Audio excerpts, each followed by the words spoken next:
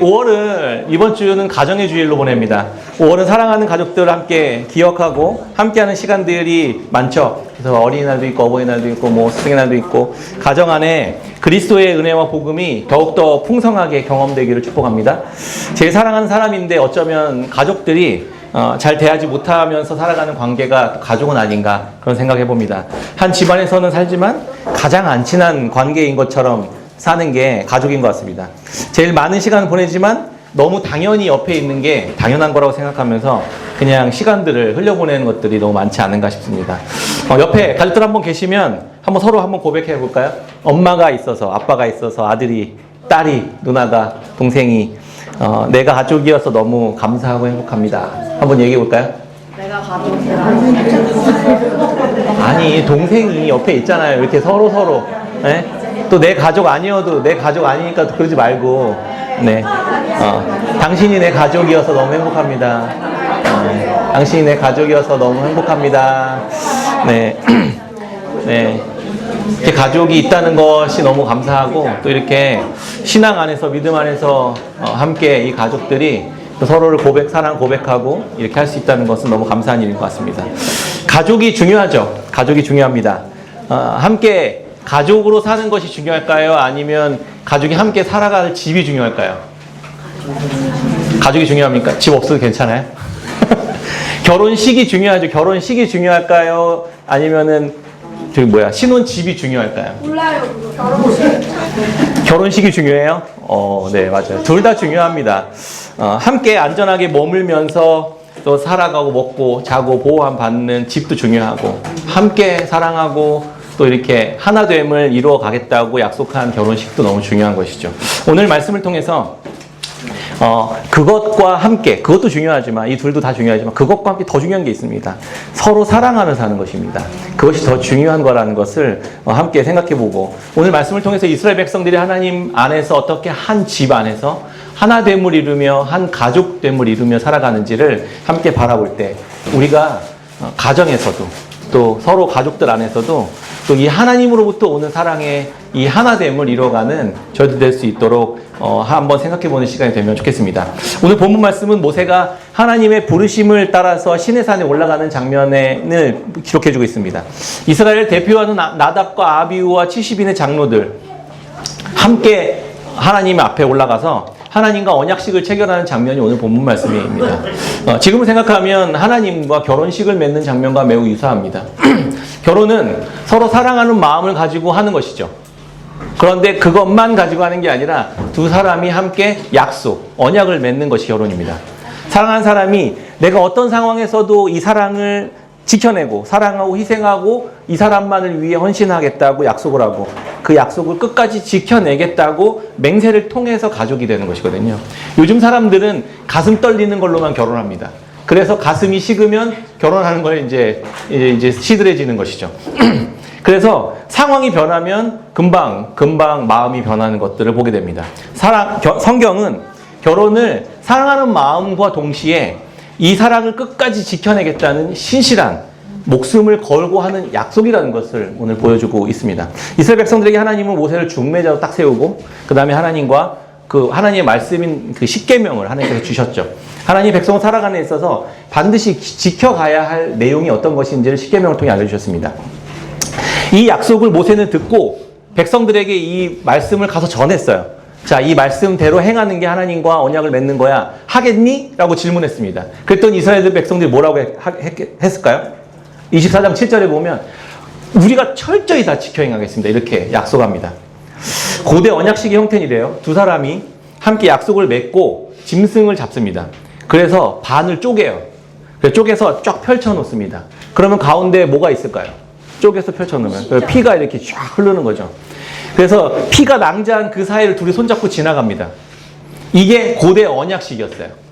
이거 무슨 의미냐면 만약에 이 계약, 약속을 맺은 두 사람이 둘 중에 한 사람이라도 이 약속을 어기면 이렇게 피가 낭자해진 동물처럼 쪼개져 죽임을 당하게 될 거다라는 약속이었습니다. 이게 고대 언약식이에요. 그래서 언약식은 생각보다 가벼운 의식이 아닙니다. 목숨을 걸고 하는 게 언약식이에요. 그래서 결혼식이나 회사 창업할 때요. 같이 이렇게 결혼식 할 때 두 사람이 막 웃으면서 막 케이크를 막 쪼개잖아요. 왜 쪼개죠? 이거 몰랐죠? 신랑 신부 같이 칼 들고 케이크를 쪼개는다. 온전한 케이크를 잘라버려요. 그러면서 뭐냐면 약속을 하는 거예요. 둘 중에 한 사람이 이 언약을 깨면 이렇게 온전한 이 아름다운 이 케이크 둘로 쪼개지는 것을 경험하게 될 거다. 이런 약속이에요. 그리고 뭐 이렇게 같이 창업하는 사람들이 막 웃으면서 막 이게 막 케이크 커팅식 하잖아요. 그런 게 다 그런데 의미가 있었다고 합니다. 피가 낭자한 쪼개진 짐승 사이를 걸어가면서 목숨을 걸고 이 약속을 끝까지 지켜내겠다라는 이 언약, 약속이 그 결혼식에 담겨져 있는 의미라는 것입니다. 곧 있을 태진 형제 결혼식장에서도 보게 될 모습이겠죠. 언약을 세운다라는 의미를 히브리어 원어적인 의미가 약속을 쪼갠다라는 의미라는 거예요. 그래서 죽음을 맹세한 언약이다라는 뜻이 거기에 담겨 있습니다. 언약을 지키는 것은 그렇게 만만한 게 아니라는 것이죠. 이걸 지키기 위해서는 내 생명을 담보로 걸어야만 한다는 것입니다. 그런데 이스라엘 백성들은 어떻게 이거를 단언했을까요? 창세기 15장에 보면요. 아브라함과 하나님이 언약을 맺으신 장면이 나옵니다. 그때 예전에 제가 한번 잠깐 언급했었던 적이 있었는데 동물을 쪼개놓고 아브라함이 동물을 쪼개놓은 뒤에 잠이 들어요. 근데 하나님이 그 쪼개놓은 동물 사이를, 짐승 사이를 혼자 지나가십니다. 그러면 이게 무슨 의미냐면 내가 이 언약을 못 지키면 이 동물이 쪼개진 것처럼 내가 쪼개질 거야 라는 뜻이고, 동시에 혼자 지나갔다는 건 아브라함 네가 못 지켜도 내가 이렇게 쪼개질 거야 라는 의미였던 거야. 네가 못 지켜도 내가 지킬 거고 내가 못 지키면 내가 이렇게 될 거야. 그러니까 뭐예요? 하나님이 아브라함과 언약을 맺으시면서 내가 이 언약을 다 지켜 행할 거야 라고 선언하셨던 셈인 거죠. 하나님은 지금 아브라함의 후손 이스라엘 백성들과도 동일한 언약을 맺으십니다. 하나님은 이들이 언약을 지키지 못할 것을 모르셨을까요? 하나님 다 알고 계셨습니다. 그 뒤에 보면은 황금 송아지를 바로 만들어가지고 우상 숭배라는 장면이 바로 나옵니다. 그 사인했던 그 언약서에 사인했던 사인이 잉크가 마르기 전에 우상 숭배 해버리는 게 이스라엘 백성들이었거든요. 그런데 하나님의 이 의지의 선언을 통해서 이스라엘 백성들에게 이렇게 말합니다. 하나님은 이들에 대한 고백을 들으시고 그 다음에 제물을 바치라고 얘기합니다. 번제를 드리도록. 그리고 그 받은 피를 모세가 언약을 딱 체결하는 순간 모세가 이 피를 백성들에게 뿌립니다. 그게 이 피는 하나님께서 너희와 세운 언약의 피니라 이렇게 말씀하시면서 이 피를 딱 뿌리는 거거든요. 결국 하나님은 우리들의 완전한 순종을 통해서 하나됨의 결혼식, 하나님과 하나됨의 언약식을 맺는 게 아니라 내가 대신 죽는 희생을 통해서 내가 이 언약을 지켜낼 거야 라고 이스라엘 백성들에게 선언했던 셈이었던 것입니다. 하나님 편에서 우리의 불순종의 문제를 해결해 주심으로써 이 결혼을 유지시켜내고 완성시키겠다고 하는 은혜의 선언이었던 셈입니다. 이 언약식이요. 이 언약식은 지금 당장은 동물의 제사로 드려지잖아요. 그런데 이 이야기가 수천 년이 지난 이후에 하나님은 자기의 아들을 십자가에 내어 죽이심으로 이 언약을 성취해 버리십니다. 십자가에서 단번에 드려지는 속죄의 제물이 되게 하시는 것을 통해서 우리가 못 지키는 언약들을 하나님 편에서 다 지켜내시는 것들을 하나님께서는 보여주셨다는 것이죠. 우리는 언약을 항상 깨트리고 하나님께 반역하는 자들입니다. 그 모든 대가를 하나님의 아들이신 예수 그리스도께서 대신 자기의 생명을 내어주심으로 우리와 이 언약을 지켜내 주셨다는 것입니다. 그리고 우리가 못 지킨 그 부분을 주님께서 대신 지키시고 그분이 지키신 의로움을 우리에게 대신 주심으로 우리가 하나님과 화평케 될 수 있는 이 놀라운 은혜의 소식을 우리에게 주셨다는 겁니다. 이게 복음이에요. 오늘은 우리가 여전히 율법을 다 지키지 못하고 있음에도 우리가 하나님께 나아갈 수 있는 이유가 뭡니까? 원래는 못 나가요. 우리 하나님 만날 수가 없는 자들입니다. 그런데 예수 그리스도의 대신 죽으시는 희생으로 우리가 지금 하나님 앞으로 나아갈 수 있고 하나님의 말씀을 들을 수 있고 하나님 안에서 우리가 살아갈 수 있게 되었다는 것입니다. 이게 우리에게 주님께서 베푸신 복음이라는 것입니다. 드디어 이스라엘 대표들이 하나님을 만나게 됩니다. 그리고 난 뒤에 이들이 바라봤던 광경이 뭐였냐면 24장 10절에 나옵니다. 그의 발 아래는 청옥을 편듯하고 하늘같이 청명했더라. 하나님의 얼굴을 보지도 못해요. 하나님의 발 아래만 봤는데 그의 발 아래는 청옥을 편 것 같이 듯하고 하늘같이 청명했더라. 하나님과의 관계가 그 제사를 통해 회복되고 하나님을 드디어 마주할 수 있게 되는 장면을 보게 됩니다. 그런데 이들에게는 펼쳐진 것은 하늘같이 그렇게 청명했던 모습을 보게 되는 것입니다. 이걸 누가 이루신 거예요? 주님이 대신 이루셨다는 것을 보게 됩니다. 이스라엘 백성들은 한 게 하나도 없어요. 대신 희생한 무고한 모세의 헌신과 그 무고한 재물이 무고한 동물이 희생되는 것을 통해서 하나님과의 관계가 회복되는 거예요. 이스라엘 백성들은요. 그렇게 주님을 다시 만나는 그렇게 아름다움을 다시 경험하는 회복의 그 은혜를 겪게 되는 것입니다. 모세는 근데 이 중간에서 모세는 무엇을 하냐면 이스라엘 백성들 대신에 하나님의 임재 가운데 들어가거든요. 산 위로 올라가요. 백성들 못 올라오게 하고 모세만 올라오게 합니다. 그리고 구름으로 덮어버립니다. 그런데 그 모습을 바깥에서 본 이스라엘 백성들의 모습은 뭐였냐면 맹렬한 불같이 보였더라 이렇게 나옵니다. 모세가 이스라엘 백성들 대신에 하나님의 임재 가운데 들어가는 건 맹렬한 불 가운데로 들어가는 거였던 거예요. 그러니까 이스라엘 백성들이 청명한 하늘을 보기 위해서 모세는 불 가운데로 들어가야 됐던 것입니다. 우리가 하나님과 아름다운 관계, 하나님의 그 은혜를 누리기 위해서 예수 그리스도는 불 가운데로, 십자가 가운데로 들어가셔야만 했다는 것입니다. 이게 우리가 받은 은혜이고 이게 예수 그리스도께서 우리에게 베푸신 복음이라는 것입니다. 우리는 여전히 맹렬한 불 가운데 쏟아지는 진노와 심판 가운데 그 십자가에 희생된 그 사건을 통해 우리가 온전하게 되었습니다. 그리고 우리가 하나님을 만날 수 있게 되었습니다. 우리가 나음을 잊게 되었던 것은 그가 채찍에 맞았기 때문입니다. 우리가 평안을 누릴 수 있는 것은 그가 징계를 받으셨기 때문입니다. 이게 이사야서의 말씀이죠. 우리는 여전히 율법을 깨트리고 죄와 어둠 가운데 있지만 그리스도의 은혜로 하나님 앞에서 우리가 천국을 편 것처럼 아름다운 모습을 하나님 앞에서 만날 수 있었던 것은 예수 그리스도께서 대신 불 가운데 들어가셨기 때문이라는 것을 우리가 기억해야만 한다는 것이죠. 결혼식은 이렇게 사랑의 헌신에 대한 약속입니다. 사랑이란 그래서 헌신과 약속을 하는 것입니다. 희생의 수혜를 받는 이스라엘 입장에서는 천국을 편듯 아름다운 하나님과의 관계를 누릴 수 있지만 희생을 하는 예수님의 입장에서는 모세의 입장에서는 맹렬한 불로 들어가야만 한다는 것이죠. 누군가의 헌신과 희생이 이 하나됨을 언약을 유지시켜 준다는 것을 우리 볼 수 있는 것이죠. 가정에서는 부모님들의 헌신과 사랑과 희생이 이 가정을 유지시켜 주고 교회에서는 예수 그리스도의 헌신과 희생이 하나님과의 하나됨을 유지시켜 준다는 것을 우리가 기억할 수 있었으면 좋겠습니다. 이 사실을 항상 기억하며 살 때 하나님을 향한 감사와 겸허함을 우리는 잃지 않게 될 것입니다. 결혼식을 하고 나면 제일 큰 문제가 뭐죠? 신혼집을 그 다음엔 구해야만 합니다. 하나님은 이제 이스라엘 백성들과 함께 약속을 맺는 것뿐만이 아니라 모세가 만났던 것처럼 이스라엘 백성들과 더 가까운 곳에서 만나고 싶어 하셨어요. 그러니까 멀리서 있는 게 아니라 그리고 시내 산에만 있는 게 아니라 그들 안에 그들과 함께 거하고 싶어 하셨습니다. 그래서 성막을 만들도록 명령하십니다. 이스라엘 백성들에게 이 성막을 만들도록 요구하십니다. 왜? 내가 니들 안에 함께 더 거하고 싶어. 더 가까이 있고 싶어. 너희들과 함께 하고 싶어라고 말씀하시는 하나님의 방식이었던 것이죠. 출애굽기 24장 2절 말씀에 보면 이스라엘 자손에게 명령하여 내게 예물을 가져오라 하고 기쁜 마음으로 내는 자가 내게 바치는 모든 것을 너희는 받을지니라. 8절이요. 내가 그들 중에 거할 성소를 그들이 나를 위하여 짓되 이렇게 말씀하십니다. 하나님이 임재하고 하나님이 거하실 처소를 이스라엘 백성들이 만들어야 돼요. 뭘로? 어떤 제물? 이스라엘 백성들이 드리는 제물로요. 하나님 이스라엘 백성들에게 예물을 가져오라고 말씀하십니다. 그리고 기쁜 마음으로 내는 자의 예물을 받으라 이렇게 말씀하십니다. 어쩜 이렇게 정확하게 우리 예배당 공사를 하는 과정과 성막을 짓는 과정이 이렇게 딱 맞아서 목사님이 이렇게 정교하게 말씀을 이렇게 배치하셨을까? 이런 마음이 드시나요? 하나님으로부터 온 마음이라고 꼭 기억하셨으면 좋겠습니다.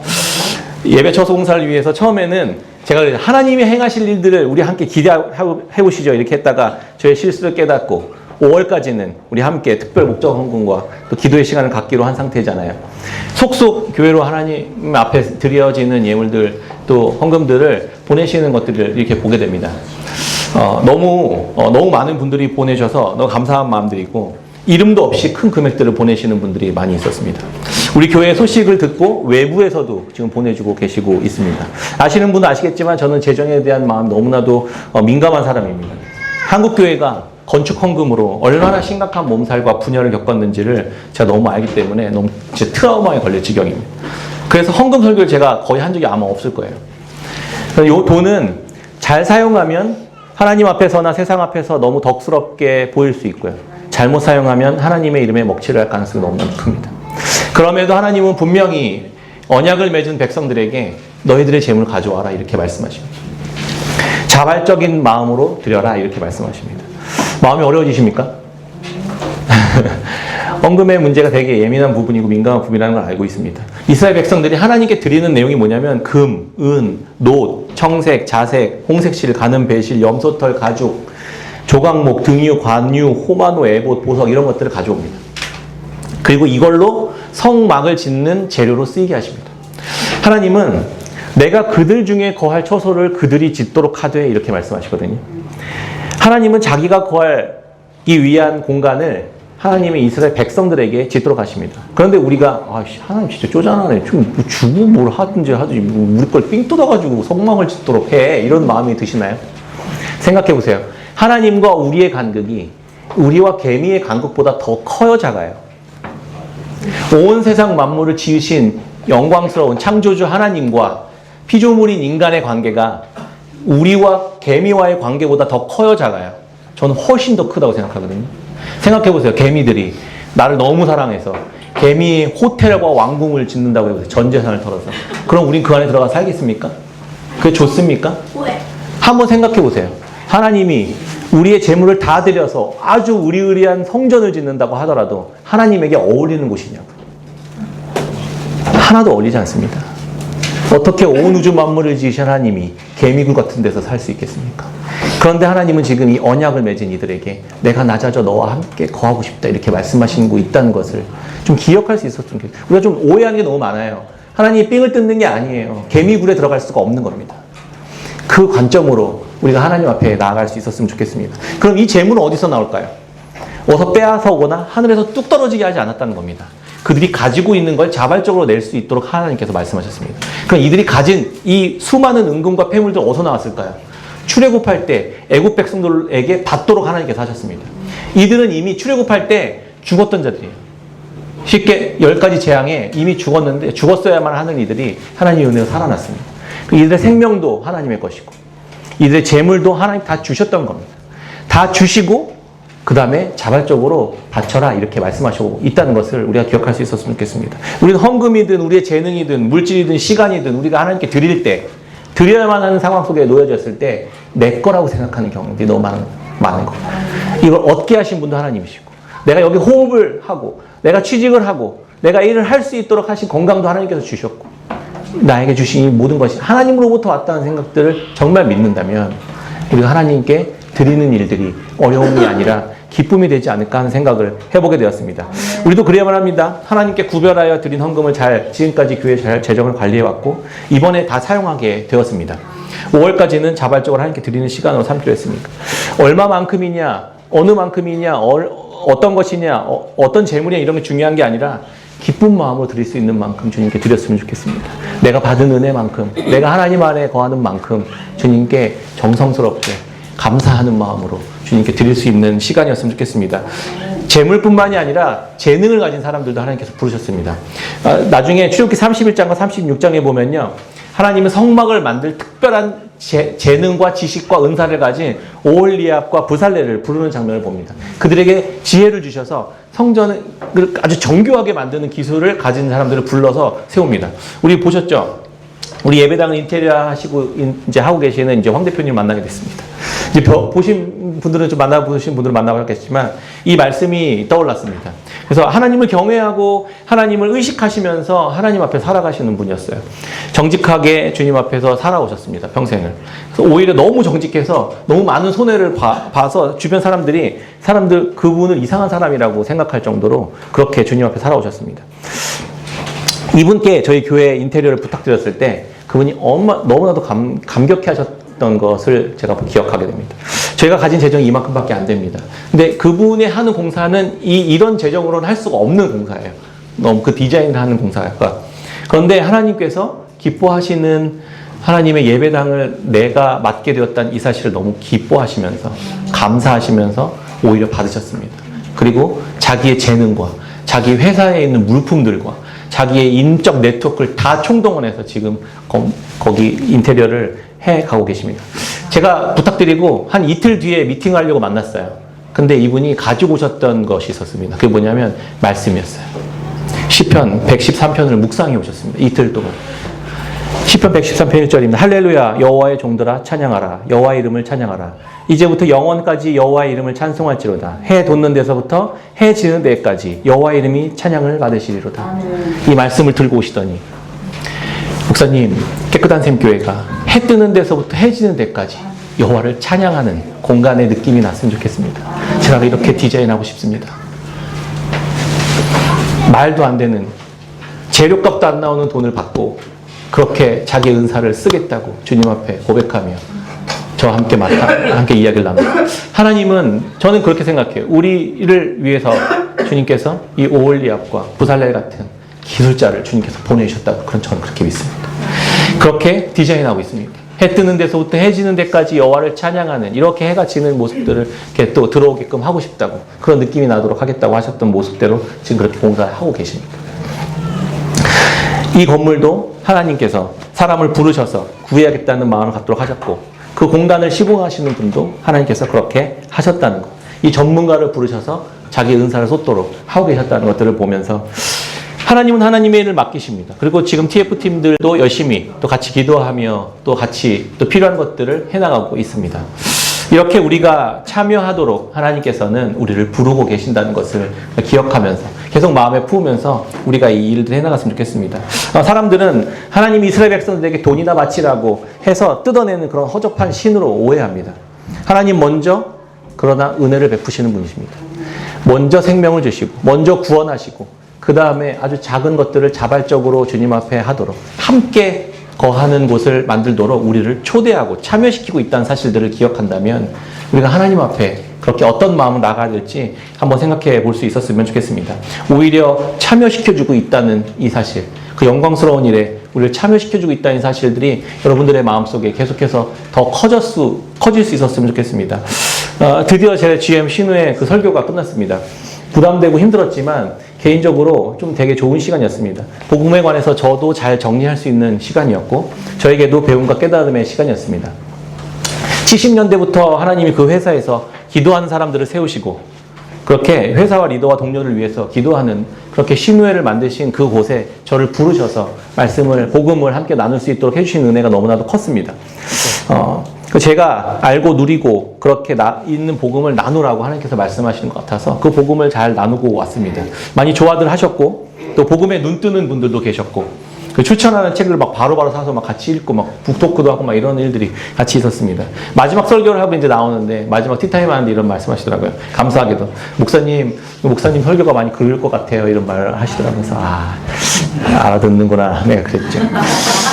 내년에도 꼭 와달라고 저한테 많이 부탁을 해서 너무 힘들어서 안 돼요. 그래서 인사치레를 했겠죠. 이 복음을 나누면 나눌수록 저는 신기한 경험을 했습니다. 복음을 나누면 나눌수록 제 안에 복음이 커져요. 복음을 나누면 나눌수록 다른 이들의 복음도 기쁨도 커지는 것을 경험합니다. 오병이어의 기적이 이런 것이구나. 물고기 2마리, 보리떡 5개를 띄어서 계속 나누는데 12광주리가 남고 5,000명이 함께 먹었는데 배가 부르게 되는 거예요. 이게 복음의 원리가 이런 건 아닐까. 이 생명을 나눴는데 내가 주는 게 아니라 내 안에 생명과 복음이 더 커지는 것을 경험합니다.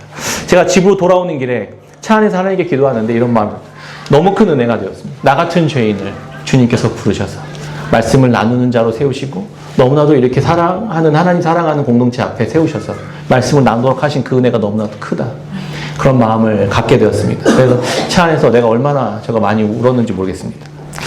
많은 이들에게 하나님이 귀하게 여기시는 하나님의 백성들에게 복음을 함께 나눌 수 있도록 하시는 하나님의 은혜가 제 안에 너무나도 컸습니다. 12월에 이 설교를 요청받고 1월부터 제가 시작했거든요. 4개월을 했습니다. 설교를 끝나고 나면 많지 않지만 사례를 조금씩 받았습니다.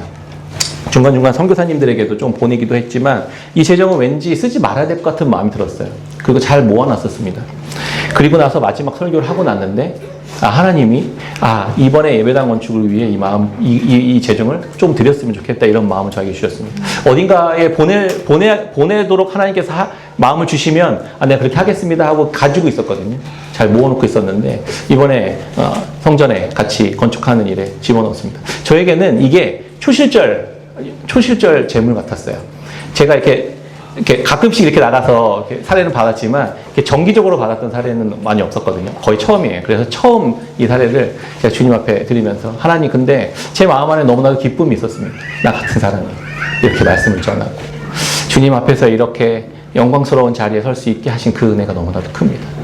그리고 이것들이 다 주님의 것입니다. 이렇게 고백할 수 있었습니다. 여러분들도 작지만 하나님 앞에서 우리가 이렇게 살아갈 수 있었으면 좋겠습니다. 하나님이 우리 안에 계시고 내 안에 계시고 나에게 복음을 주시고 은혜를 주신 이 은혜가 너무 커서 이 모든 것이 다 하나님의 것입니다. 고백할 수 있는 저와 여러분들이 되면 좋겠습니다. 제가 그런 마음도 함께 들었어요. 자녀들에게도 같이 이 마음을 가르쳤으면 좋겠습니다. 알아들을 수 있는 자녀들이 있다면 자녀의 용돈을 하나님 앞에서 불러 모아놓고 제가 아이들한테 그런 얘기 했거든요. 근데 너희들도 용돈에서 자발적으로 너희들이 드릴 수 있는 만큼 드렸으면 좋겠다 그랬더니 마음을 너무 어려워하는 거예요. 그래서 그거는 니들 몫이고 하나님 앞에 자원하는 마음으로 기쁜 마음으로 너의 것을 떼어서 주님께 드려라 이렇게 얘기만 했습니다. 강제하지 않았습니다. 그런데 그건 너희들이 하나님 앞에서 어떻게 사느냐의 문제니까 니들이 알아서 해 이렇게 하고 나왔는데 어찌됐든 우리가 그것들을 같이 했으면 좋겠어요. 제가 생각해보니까 이 옮겨지는 그곳의 아이들은요, 우리 얘기했잖아요. 우리 아이들에게는 여기 깨끗한 생교회가 모교회예요, 모교회. 아이들이 신앙과 하나님을 만나는 기준과 터가 되는 것입니다.